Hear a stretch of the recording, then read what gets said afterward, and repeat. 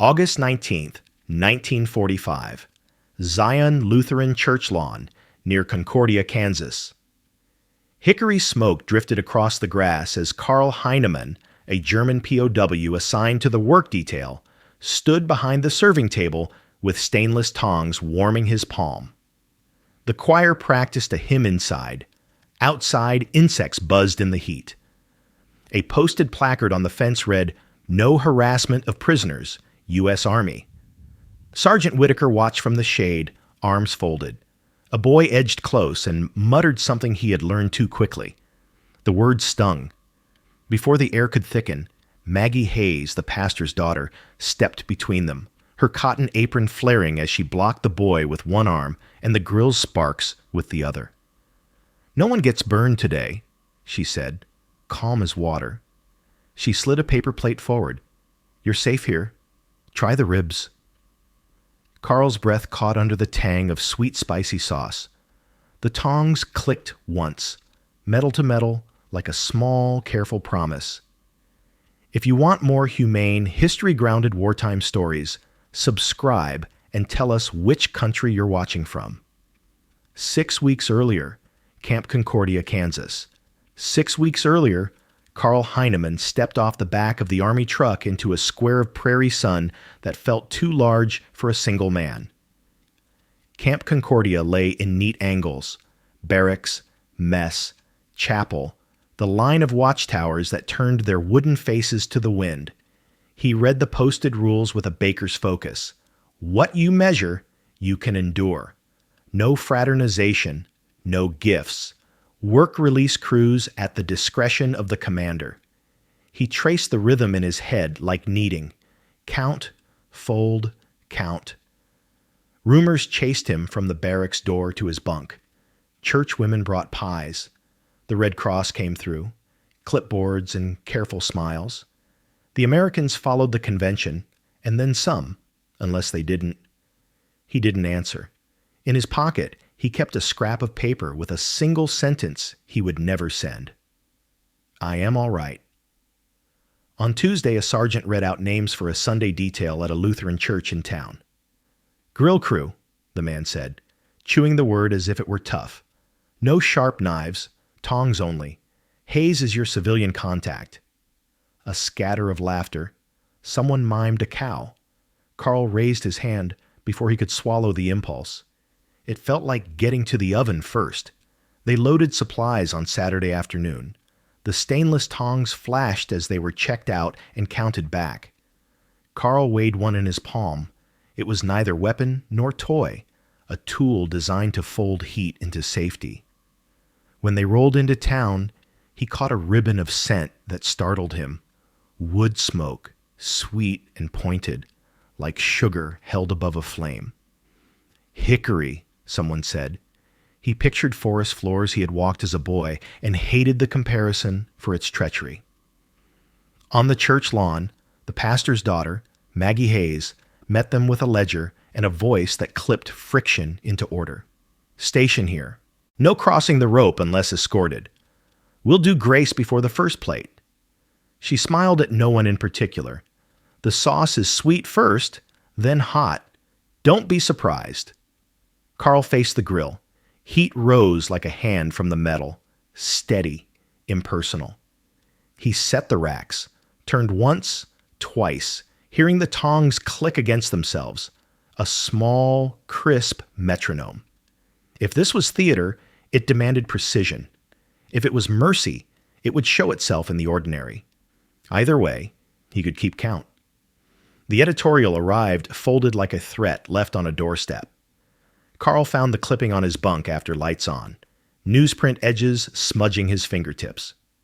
"Hospitality for Huns," the headline asked, the question mark shaped like a hook. He understood enough English to catch the drift. Barbecue and hymn singing were fine, but not with prisoners within the rope. Across the aisle, men argued in 2 languages. "Bait," one said. "Trophies," another muttered, meaning photographs. Karl reread the camp rules tacked to the post. No fraternization, no gifts, tools signed out, tongs instead of knives. each line a narrow bridge over water that could sweep him away. He pictured the stainless tongs, the way they would be counted into his hands and pried back at dusk, neither weapon nor trust. Maggie Hayes came to the gate that afternoon with the pastor and a letter for the commander. They spoke where the guard could hear. "It's not a rally," the pastor said gently. "It's Sunday." Carl watched his mouth form the word, as if setting a key into a lock. In the chaplain's hut later, a murmured note from the pulpit found him. Breaking bread together was older than flags and younger than today's anger. Carl did not believe or disbelieve. He filed the sentence beside a recipe you might try once if flour came cheap. By evening, a faint belt of hickory smoke slid across the parade ground from town. Someone had fired a backyard pit. The smell lifted and thinned, a rumor of sweetness. "Tomorrow we'll finalize the kit," Sergeant Whitaker said, passing the sign-out ledger to the corporal. "Tongs only." His eye rested on Carl for a beat, not unkind. The sergeant had the manner of a baker watching a new apprentice scale sugar, weighing trust to the ounce. At the fence, Maggie held up a sheet torn from a recipe card. "Sauce is sweet first, then heat," she said, voice pitched to the guard as much as to the POWs. "No tasting until grace." She smiled. Professional, not soft. Carl thought of the sweet spicy sauce like a chord he had never heard. The first note sugar, the second pepper, the third something that returned to the throat as wood. He lay awake with the editorial under his pillow. He wanted the Sunday job to stand, to move meat from flame to plate without incident, to let the tongs click like a metronome that kept everyone's hands steady. If kindness was theater, he would hit his marks. If it was law, the convention, the inspections, then law could be a kind of mercy, measured and counted like tools at dusk. Outside, the smoke thinned to nothing. Inside, the paper kept its shape. The supply shed smelled of oil, damp canvas, and old dust. Carl stood in a narrow line while the quartermaster read the ledger aloud, a metronome of surnames and numbers. "Knives are out of the question," the man said without raising his eyes. "Tongs only. Count in, count out." He slid 2 pairs across the counter as if they were rare instruments. 2 would never be enough for the church's long tables. Carl weighed 1 stainless tong in his hand. It clicked shut with a springy resistance, tool and rule in a single hinge. He pictured ribs stacking, a line stalling, the fence eyes growing satisfied at the failure. Outside, the afternoon baked the gravel yard white. Maggie Hayes waited with a notebook and a box labeled in firm pencil. Church. Sunday. "How many did he allow?" she asked. When Carl held up 2 fingers, her mouth tightened, then softened into a solution. She opened the box to reveal 3 more pairs, lighter gauge but serviceable, wrapped in tea towels. "Borrowed from 3 kitchens," she said. "Civilians do the carving in the hall. POWs handle the grills. Flow stays legal, clean, and kind." Sergeant Whitaker checked each piece against the log. "Civilians cut, prisoners serve," he repeated, as if threading the needle into canvas. "Remember your lanes. The convention is not a suggestion." The words landed without threat, more like a brace that kept a wall plumb. At Zion Lutheran, the kitchen air held a sweeter promise. Jars of sweet spicy sauce lined the counter, labels neat, lids warmed to help the brush glide. "No tasting until grace," Maggie reminded everyone, handing Carl a clean brush to inventory. He leaned over a jar and inhaled, sugar first, then the pepper that climbed the nose, and beneath it, the wood note he now recognized as hickory. The smell triggered an uninvited memory of forests at home. He let it pass. Logistics took shape on the chalkboard. Civilians slice in the hall. Trays pass to the rope. POWs man the pits. Plates move left to right. A deacon floats to smooth jams. Maggie's pencil kept time, tapping each step as if teaching a hymn. Carl watched her translate rules into movement without drama, only care. Back at the shed, Whitaker made them rehearse the count. 5 pairs of stainless tongs clicked in sequence, small, bright notes in a plain room. Again, the sergeant said. Carl didn't mind. Precision was a language he trusted. When they finished, the quartermaster stamped the ledger. Return in full, sauce jars to be tallied by the church. The boundaries felt solid, but not mean. Law could make a space, Carl thought, like a fence that kept a lawn from becoming a field. They marked the grass with chalk, like a ball field. Trays here, rope there, plates. Moving left to right, the sign, "No Fraternization," hung where everyone could see it, as blunt as a doorframe. Carl lifted a pair of stainless tongs and counted with his breath. Open, close, open, close. The click steadied him. Maggie paced the line with her notebook, calling times. 2 racks, turn once, then brush. Civilians slice inside. No crossing the rope unless escorted. She spoke as if rhythm could be borrowed and returned unscuffed. A practice pan of coals gave off a light seam of hickory. Not enough heat to cook, just enough to find the way smoke curled around wind. A boy edged up to the rope, freckles sharp in the noon. He made a face like spitting. Words stumbled out, too big for his mouth, too old for his age. Carl felt the line hitch under his hands. The guard's boots scuffed once behind him. Maggie arrived quicker than the heat. She slid into the space between the boy and the grill, her apron catching a spark that died on contact. "Choir's in the nave," she said, voice even. "They need a strong alto who can count." Her smile didn't invite argument. It offered a job. The boy deflated into usefulness and trotted off toward the open church door where someone had started a verse on piano. "Reset," Sergeant Whitaker said, not unkind. His palm opened in a small go-on gesture. Carl let the tongs speak first. Click, click, metal promising order. He could feel the weight of eyes on his back lighten a fraction. Inside the hall, volunteers tested the carve on a loaf of stale bread. Maggie handed Carl a clean brush. "For Glide," she said. He dipped it once into a jar of sweet spicy sauce, drew a thin line across the bread heel, and discarded it untouched. The smell rose with a soft insistence.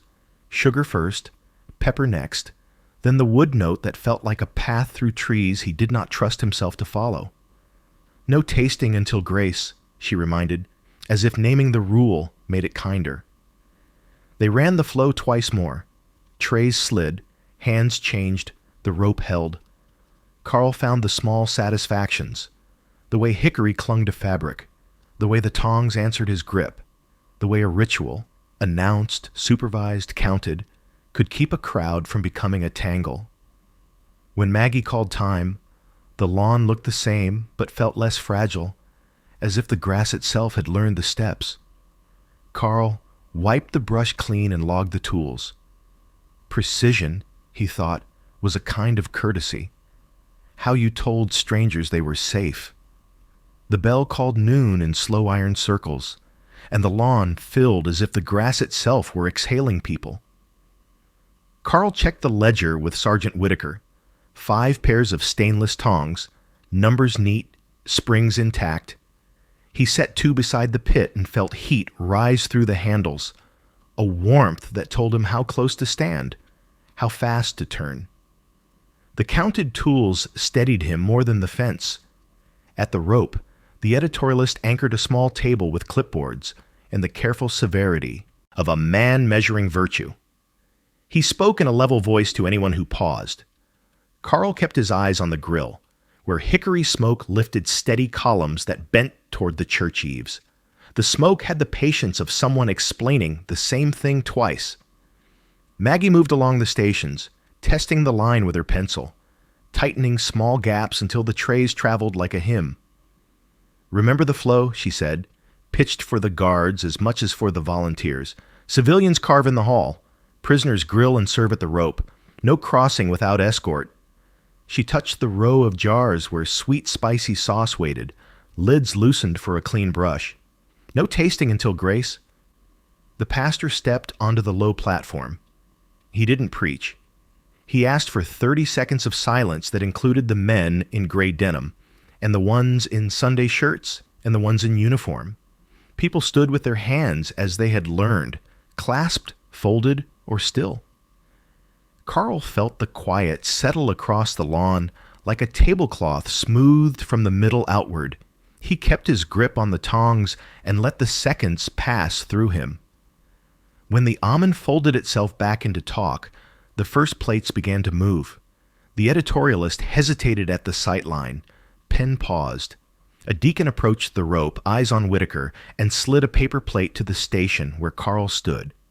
"Start them right," he said, voice soft, almost procedural. Whitaker's chin dipped, permission without softness. Carl set a rib with the carefulness of a man aligning a spirit level.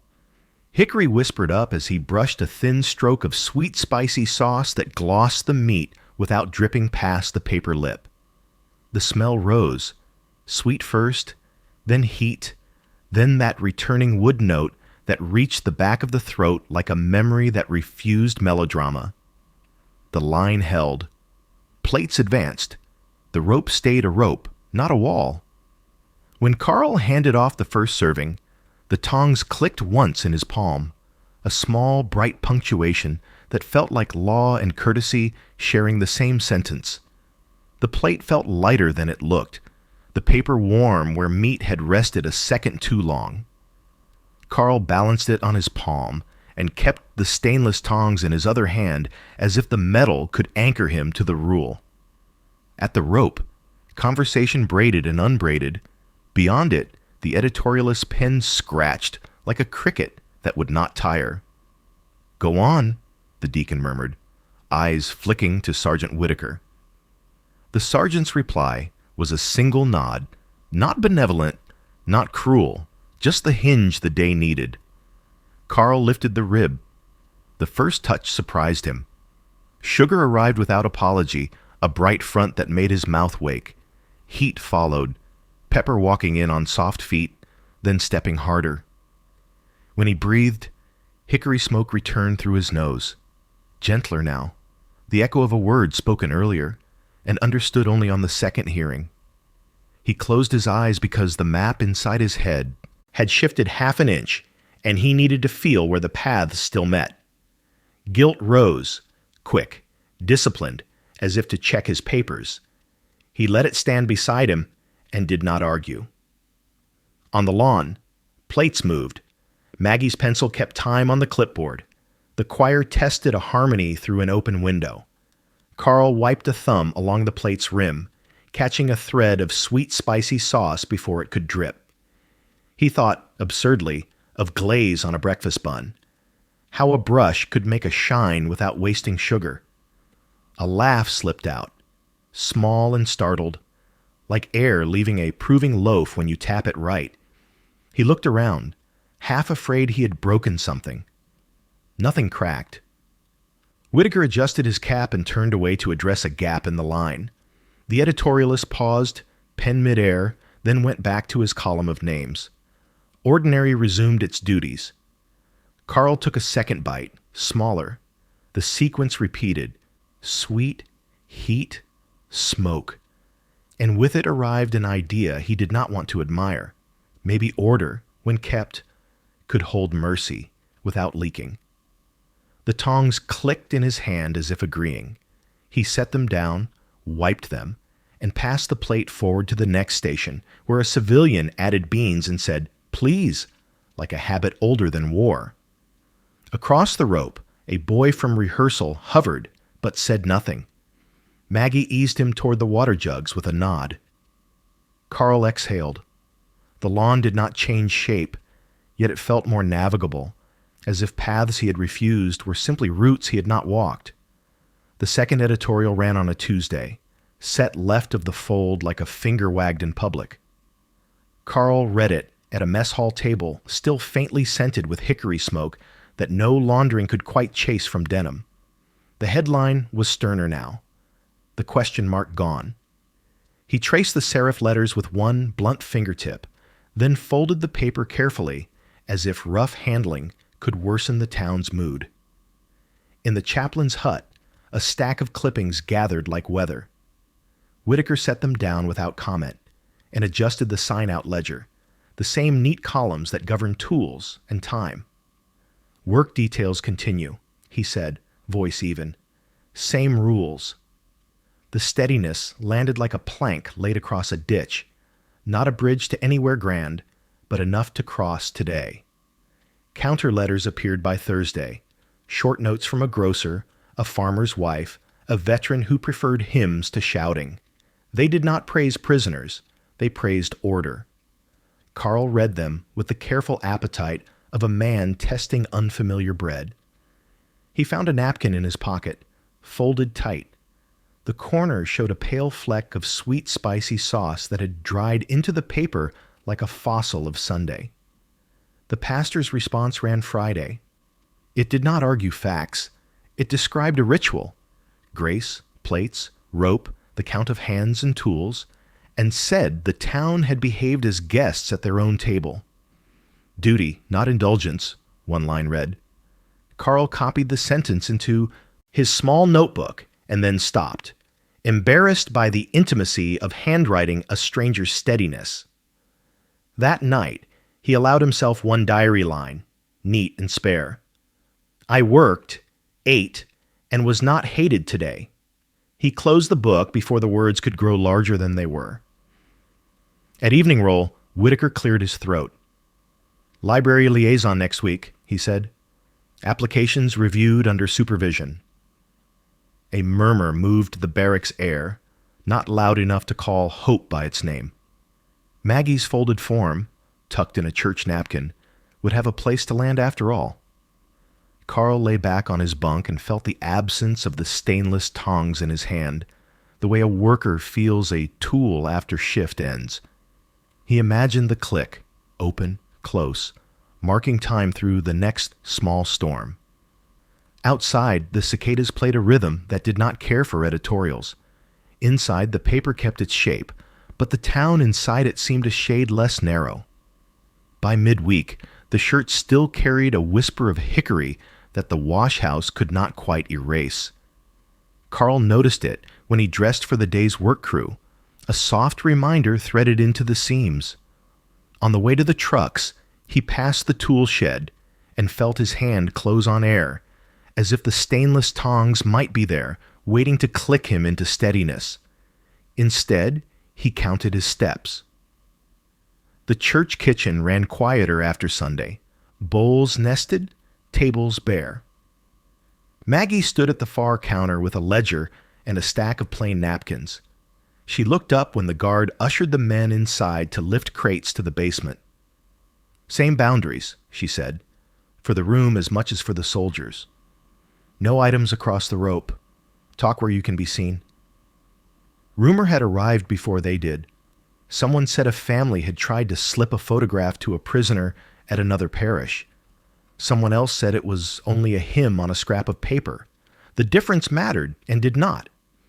Carl kept his movements slow. He carried crates, set them down where the tape X marked the floor, and waited for the next nod. Maggie came to the table with a short list. Library liaison Monday, she said, pencil ready.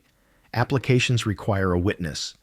She lifted a napkin, folded once, then once again, and laid it open on the table, as if demonstrating how to make a square behave.